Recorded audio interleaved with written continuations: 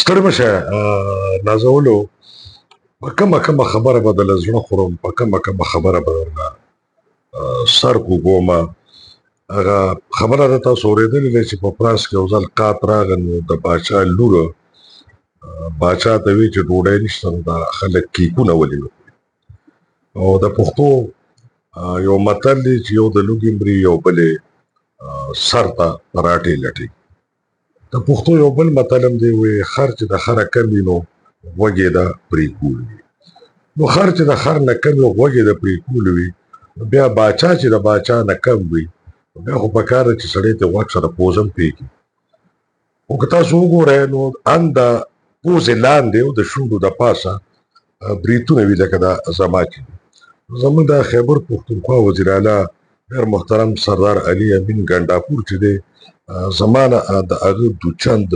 ښکلی غوړ او توکړې برید دي نچه برید دي نو اوس چې داسې برید هم ولاړي او د دې د پاسه سړی پوزه پرې کوي نو دا خو ډېره زیاته د شرم خبره ده ګنډاپور صاحب چې یو ډېر غیرتي پښتون ځوان دی نو هغه داسې موقع چاله نه ورکړي چې د هغه نه دې څوک پوزه پرې کړي او دا پوزه به د هغه نه پرې کېده که هغه په دې خپل دور اقتدار کې لکه د مغول باچیانو چې کومې پیښې دي هغه سر ته ونه رسي او هغه پوره نه کړي لکه وخت په وخت چې په مغول باچیان راغلل او د هغې به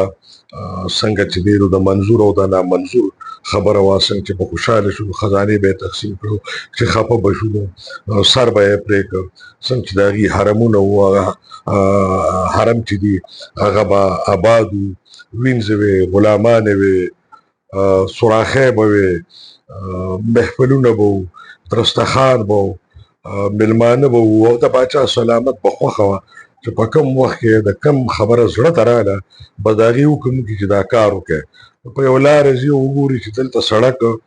دورویه کول پکار دي نو بس وایي چې دا سړک جوړ کړئ او که چېرته جوړ سړک روانولي خو دا روان کړئ که دلته اسپتال پکار دی نو دلته سکول جوړ کړئ او که دلته د سکول ضرورت دی او دا سکول جوړ دی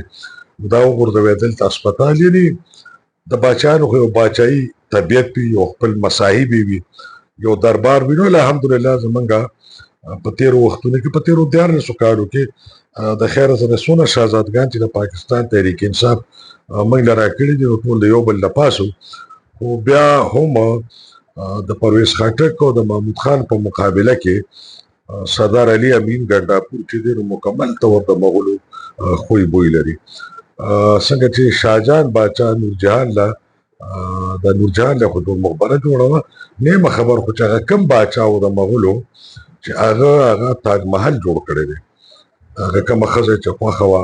کومه محبوبه هغې له تاج محل جوړ کړو ممتاز محل نوم یې وکړو نورجهان و شاهجان جوړ کړو که چا جوړ کړو مغولو سره مې ډېره نه لګي پښتو کې ډېرې متلې دي مغولو پښتنو سره ډېر زیاتې کړې نو اوس هم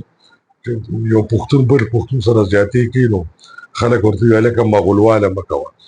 یا د یو پښتون تباه حال چې څوک وګوري نو ورته یې لکه کور خو د مغولو نه دی والي خوشحال بابا ویلي دي اتفاق په پښتنو کې پیدا نشه اتفاق په پښتنو کې پیدا نشه ګنې ما به د مغول ګریوان پاره کړ مغول دونه ظلمونه موږ سره کړي دي چې زه هغه تاریخ یاد ساتل نه غواړم د هغه تاریخ یاد ساتل نه غواړم هغه بدې راته یاد دي خو دغه د مغولو یو باچا و چې هغه دغه تاج محل نو په دې اخري وخت کې چې د حکومت رانږدې دی خدای خبر خپل وخت به پوره کوي او که دا وخت نه به مخکې سردار صاحب چوټي کېږي نو سردار صاحب دغه اخري ارمان پوره کړ او تاج محل یې جوړ کړ یو نامعلومې نورجهان له یا د هر چا کې نورجهان وي د هغه نورجهان دپاره دغه تاج محل نوم چې دی نو کے پي هاوس دی یا خیبر هاوس دی چې خو په اسلام آباد کې د پخوا راسې چې دی نو کے پي هاوس یا